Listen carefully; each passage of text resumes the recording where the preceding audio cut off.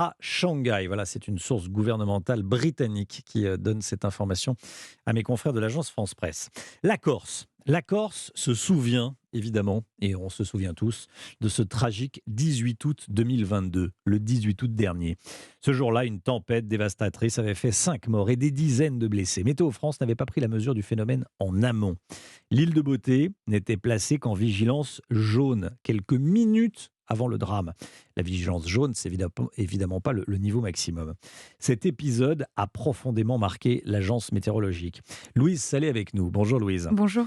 À tel point que le système de vigilance évolue pour devenir plus efficace. Expliquez-nous.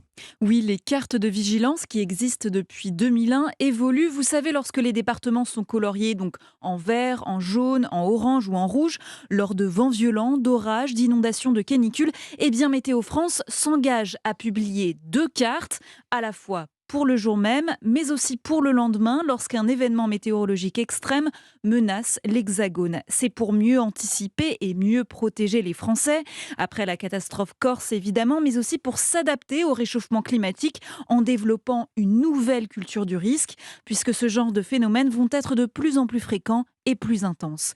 D'autres précisions seront apportées par ces cartes, les conséquences possibles comme les coupures d'électricité et aussi les recommandations sur ce qu'il faut faire comme évacuer les lieux pour les risques de submersion des côtes par vagues et les avalanches. Un zonage plus précis enfin que celui du département sera proposé. Merci beaucoup Louise Salé.